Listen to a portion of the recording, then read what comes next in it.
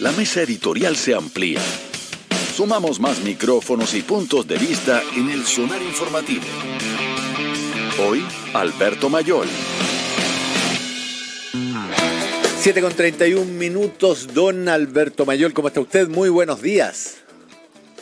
¿Qué tal, Rafa? Un gusto saludarte. Muy bien, leí tu comentario en Twitter sobre la columna donde Daniel Matamala dice que el presidente Boric es un amateur todavía. Sin embargo, tú fuiste mucho más drástico y lo tildaste de incompetente. A ver, expliquemos eso. Sí, no, simplemente fue una precisión porque el mismo Daniel Matamala señala que su conducta fue muy torpe, la conducta del presidente. Y la torpeza no es una característica del amateurismo. La torpeza es una característica de otros rasgos, entre otros la incompetencia, por ejemplo. Uh-huh. En el caso del presidente, el presidente lleva 10 años en política en primera división, no en la mitad de la tabla. Uh-huh.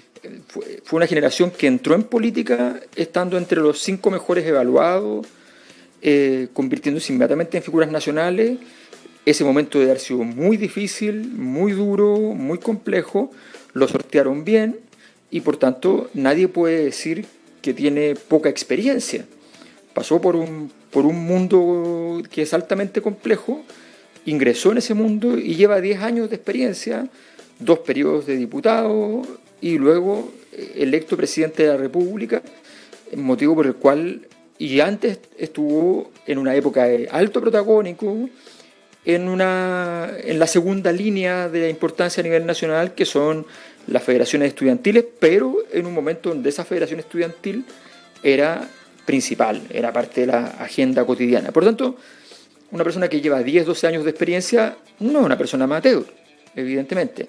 En política hay gente que lleva 40 años, bueno, sí, por supuesto, pero ya no se puede aducir el concepto de amateurismo. Otra cosa es que uno use como metáfora la idea de que hay un amateurismo en la forma. Yeah.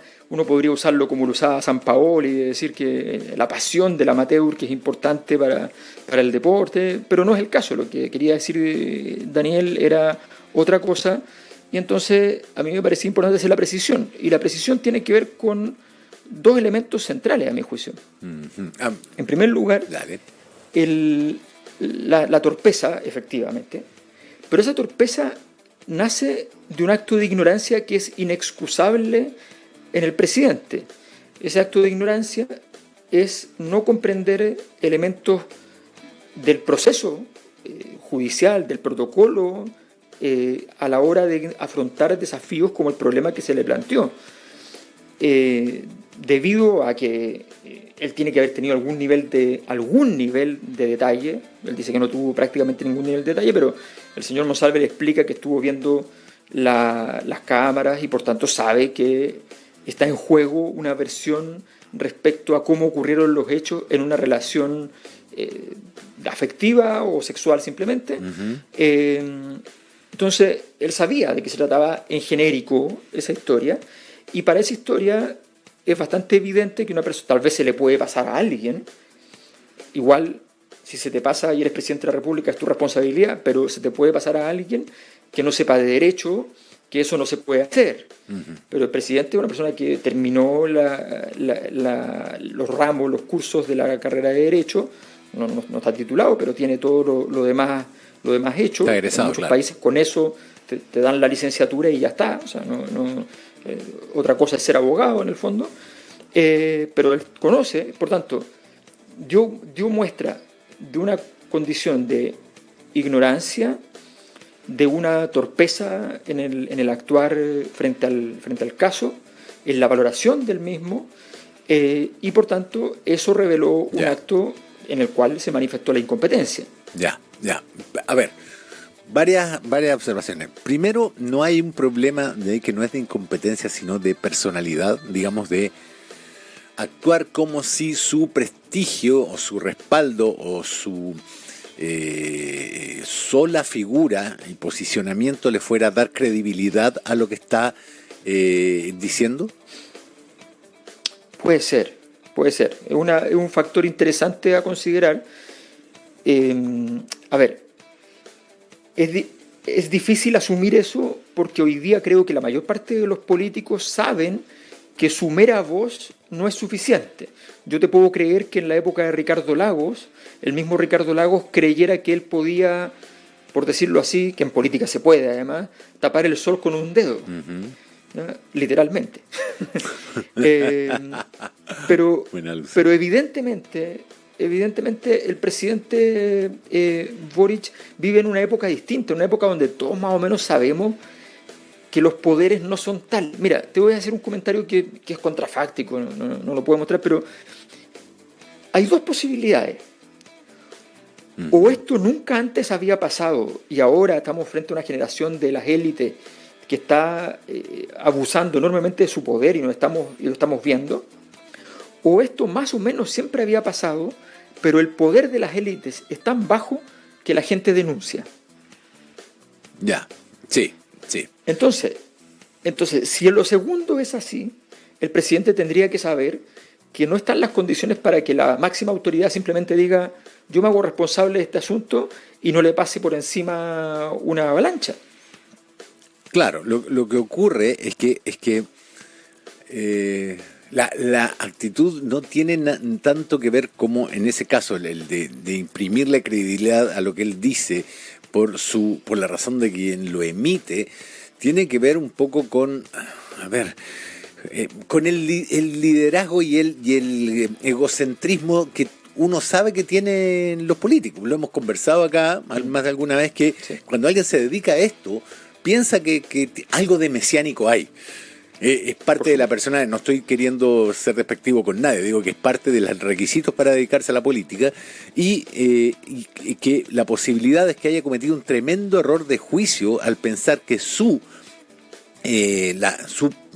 porque él dentro de todo sigue manteniendo un respaldo que en algunos gobiernos en segundo o tercer año ya están por el suelo. 35%, 30% sigue siendo dentro de los márgenes normales antes del estallido. Entonces, cuando dice, no, yo voy a ser absolutamente transparente, que ha sido otra de sus banderas de lucha, y es transparente sin tener todo el conocimiento, todavía estupefacto por lo que había pasado, y además con esa confusión en la que no hay un diseño estratégico de lo que vas a hacer, da como resultado ese desastre. Sí, ahora, mira, yo creo que hay un problema que también se da habitualmente en política, efectivamente, que es, la patología tiene bordes patológicos. O sea, tú le agregas a los rasgos de un político un poquitito más extremo esos rasgos y son enfermedades psiquiátricas, ¿no? Eso es así. El nivel de narcisismo que necesitas para sobrevivir en política es muy elevado. Por tanto, lo desarrollas, lo alimentas y como te funciona, necesitas cada vez más. Y otro elemento muy importante es la pérdida del criterio de realidad. Claro. Que muchas veces es funcional, te sirve porque necesitas andar motivado, necesitas andar creyendo que efectivamente tú vas a poder empujar un proceso social, que es una cosa muy difícil. Claro. Entonces, mira, Max Weber decía, el político, el líder, es el que mete la mano en la rueda de la historia. La mayor parte de la gente que mete la mano en la rueda de la historia le corta la mano. Aquellos que más o menos logran modificar el ritmo de esa rueda de la historia, aunque sea un poco, o incluso que simplemente no les corta la mano, aunque siga igual, esos son los líderes en el fondo, ¿ya? Y efectivamente los líderes sienten esa cierta complicidad con la historia. Y es comprensible y tiene algo de lógico. Pero es importante también tener un mínimo de prueba de claridad de que realmente tus capacidades tienen sus límites. Principio de realidad. Principio de realidad. Por ejemplo, el presidente Boric marca bastante bien dentro de un escenario de crisis. Ha vivido crisis importantes desde el primer día y nunca ha bajado de 27, 26%, y efectivamente con crisis grande el presidente Piñera llegó al 6%, la vicepresidenta Bachelet llegó al 15%. Ambos se negaron a esas realidades. Recordemos a Michelle Bachelet diciendo, me encuentro todos los días con el 15%, Claro. ¿Me entiendes? O sea, es normal negarse. Pero te quiero decir una cosa, yo evalúo a los presidentes con notas, no con apruebo o repruebo, notas. Póngale nota de 1 a 7, porque un 4,1 de nota es aprobar, y un Claro. 7 también es aprobar. Entonces, de todos los presidentes, desde Jorge Alessandri hasta ahora, el presidente Boric es el penúltimo en nota. Para decirlo en simple, le gana a Pinochet. Ya. Entonces, hay que tener un poco de criterio de esa realidad para saber que en realidad tu aprobación tiene probablemente mucho que ver con que los sectores de izquierda tampoco tienen más para luchar que decir apoyemos a este gobierno. Y sencillamente porque hay mucho riesgo al no apoyarlo. Y eso hay que entender cuáles son las causas últimas. Si no lo entiendes, te va a costar gestionarlo. Es cierto que necesitas la motivación, pero también necesitas un poco de criterio de realidad porque si no se te escapa. Ya. Perfecto. Pasemos al otro tema. Juan Pablo Hermosilla dice que en 10 días más va a liberar todos las transcripciones de los WhatsApp con todos aquellos que le pidieron ayuda a su hermano, sean del partido que sean y ocupen el cargo que ocupan. ¿Lo va a hacer o está presionando? Tú nos dijiste que el peor escenario todavía, la imagen más dantesca todavía no la habíamos visto. No, por supuesto. A ver, yo creo que Juan Pablo Hermosilla ha demostrado ser un jugador, más allá de los juicios morales, un jugador extraordinario. Avesado el hombre. Extraordinario. Mucho más que Luis Hermosilla, por lo pronto. O sea, un jugador que ha llevado... Porque... Fíjate lo que hizo. Se hizo entrevistar respecto al tema Monsalve. Claro. Y mandó mensajes por todos lados. Entre otras cosas, en el fondo dijo, ojo, Claro. el caso Monsalve es penal y el de mi hermano es civil. O sea, es otra historia, es otro presidio, ¿no? Entonces, se encargó de dar muchos mensajes. Y en medio de todo eso, ahora va y señala este punto. Yo creo que él está ocupando este caso de Monsalve como un mecanismo de apertura de algún nivel de negociación. Si eso va a prosperar o no, está difícil porque nuevamente, a ver, el rey está desnudo, pero no me refiero al presidente, me refiero a todo el sistema político. Claro. Se le ven las tripas a todos. El poder está desnudo. El poder está desnudo, en su totalidad. Entonces, la probabilidad de que cualquier avance en un pacto se conozca, se sepa y genere un escándalo peor es muy grande. Entonces, la negociación se hace medio inviable.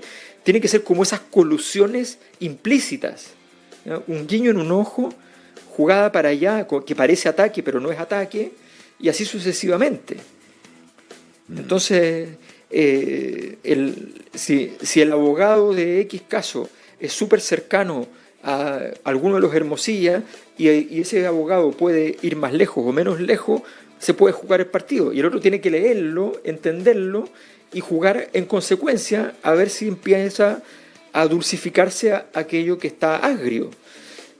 Todo es muy complicado. Entonces yo creo que en general todas las operaciones de salvataje van a fracasar, y esto es resultado, mira lo que te voy a decir en términos estructurales, esto es resultado de los fracasos constitucionales.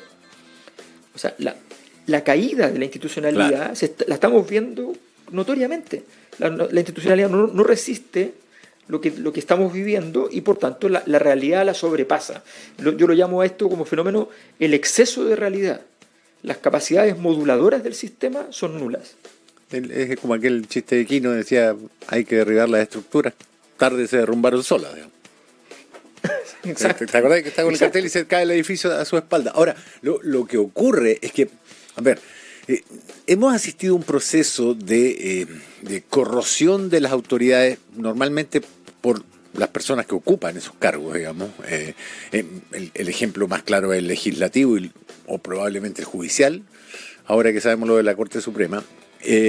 Y está, creo yo, beyond repair, más allá de cualquier reparación que se le pueda hacer sobre la marcha. El punto es que con los intentos constitucionales había algún diseño y ahora todo esto se hace sobre la marcha, y no tengo en mi memoria ni en mi registro países que hagan este tipo de arreglos sobre la marcha en que salgan, digamos, con cierta elegancia. Pienso en Perú, cuando se le desarmó el tinglado y todavía está pagando las consecuencias. Sí, ahora fíjate que el mito me refiero a estructura simbólica, no me refiero al uso peyorativo, ¿no? La estructura simbólica en Chile de la institucionalidad es muy fuerte. Sí. Es muy, muy fuerte. Y Portaliano. Y el chileno, claro, y al chileno pero fíjate que he estado investigando eso también. Y hay como un segundo sistema subsidiario del principal. O sea, la institucionalidad chilena nace asociada al mundo de la oligarquía del siglo XIX, ¿no? Pero hay un segundo sistema que provee de legitimidad a esta institucionalidad a partir de una modulación que, vamos a decir, está asociada a figuras como Balmaceda, el Padre Hurtado, ¿ya? Eso lo tengo investigado hasta con encuestas, o sea, se puede demostrar, ¿ya? Y ese segundo sistema, en el fondo, permite una cierta convergencia de sectores más críticos y sectores más conservadores. Esa convergencia está rota. Ya. Está rota a tal punto, pero está rota no porque estén en desacuerdo, está rota porque están de acuerdo ambos grupos, los pro-oligárquicos y los más críticos, están de acuerdo en que esa estructura está mala. Entonces están de acuerdo, y por eso es la crisis. Y ambos quieren transformaciones, pero le temen a un proceso de transformación que transforme esto en una dinámica como la de Perú, la de otros países, en la cual la velocidad se come el proceso de transformación. ¿Y no hay también un miedo a perder poder ahí, ser incumbente, perder poder? Sí, hay un miedo, por supuesto, a la incumbencia, y no encuentran la solución. El gran problema, el gran fracaso de Gabriel Boric no va a ser si sale con 20 puntos, 15 puntos, 30 o 40 puntos. No se va a medir ahí su éxito. Su éxito se va a medir, y en ese caso yo creo que se acerca a una situación más parecida al fracaso, no va a ser altisonante, va a ser la lectura histórica. Uh-huh. La gracia de Gabriel Boric, no por él, sino por el Frente Amplio, no por el Frente Amplio, sino por aquellos sectores que habían estado fuera de la estructura del sistema político, es que la gracia era que llegaban como no incumbentes a resolver el problema un poco en alianza con los incumbentes, pero mandando ellos. Ya, y eso fracasó. Eso está fracasando. Efectivamente, no están logrando construir una nueva institucionalidad. A ver, nadie les dice que tenían que resolver el problema, pero había que construir el bebé institucional nuevo que permitiera que en 10 años estuviéramos parados sobre una solución.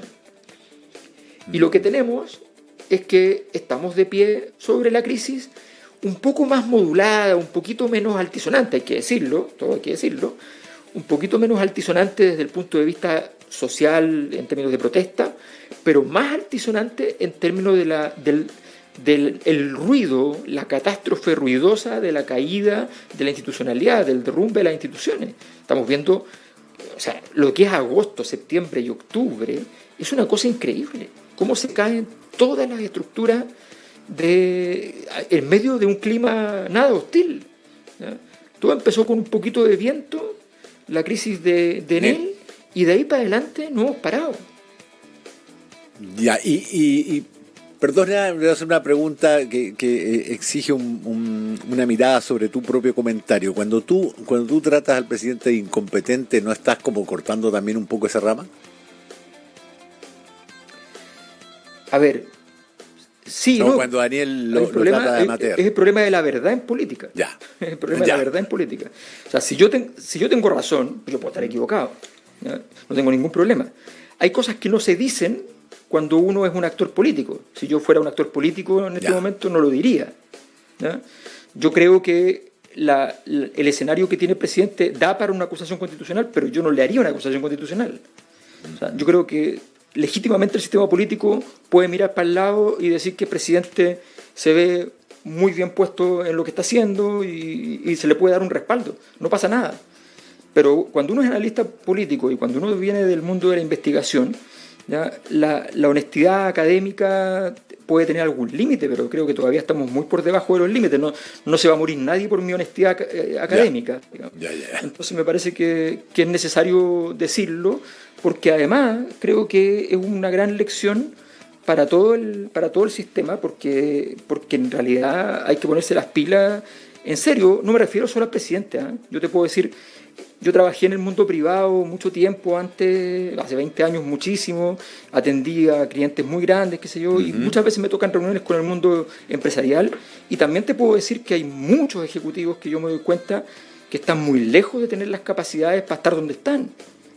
Ya. Hay un problema general, que estamos viendo las cosas con un simplismo total en Chile, festejamos goles que no son tales, ¿ya? Creemos en el viejito pascuero, estamos con pensamiento mágico, ¿ya? Entonces creo que tenemos que ponernos las pilas y ser un poquito más severos con nosotros mismos, y partiendo por el presidente, no es el único culpable, evidente. Claro. Y del caso Monsalve, ¿se sale? O sea, yo no recuerdo una denuncia de tal gravedad en esto, porque implica a la tercera autoridad de la línea de mando de la seguridad del país. Y me parece que incluso, aunque se comprobara que les drogaron a ambos el pisco sour, después de esto entrar en un pozo del cual no podéis salir. Sí, efectivamente, porque el problema ni siquiera es el hecho central del delito, que es muy grave, pero es grave personalmente, sino que es todo el desarrollo institucional a su alrededor. Ya. Desde la salida de la escolta respecto a una persona que puede ser objeto efectivamente de un atentado sin ningún Lo amenazan problema. día por medio, ¿no? Si es lo que encabeza Claro. la lucha contra el narco. Exacto. Entonces, y que él diga que no necesita la escolta, y que la escolta diga no vamos entonces, ¿ya? Es todo un conjunto de decisiones, hasta el hecho de que el presidente establece una tesis con Monsalve que es evidente, y es que más o menos hay que ir viendo cómo va el problema. Esta cosa que se hace mucho, de que esperemos cómo evoluciona. Las crisis no funcionan así, las crisis tú no puedes analizarlas mientras evolucionan, porque ya si no te hundes. Claro. ¿Qué es lo que les pasó? Y el jueves él tenía no solo la agenda de la mañana, que fue objetivamente conocida, sino que tenía agenda en la tarde, o sea, estaba trabajando todavía. Entonces, frente a eso es que la institucionalidad se vio encontrada, y ahora tenemos más antecedentes, que la PDI estuvo, Claro. y que fue a orden de él, personal. No, ya la cosa se pone muy complicada. Entonces, la caída institucional no está en el hecho mismo, que es gravísimo, sino que en todo lo que lo rodea, y eso hace que la crisis sea de una profundidad inusitada. Claro. Para decirlo en simple, esto junta todas las crisis del proceso que comienzan en el caso Spinac, ¿ya? Ya. Y que terminan ahora también con una situación de abuso sexual eventual, y todo esto con todas las crisis intermedias. Si tú miras agosto hasta la fecha, todas las crisis que hemos tenido, salvo el tema de las colusiones, por decirlo así, todo ha estado presente.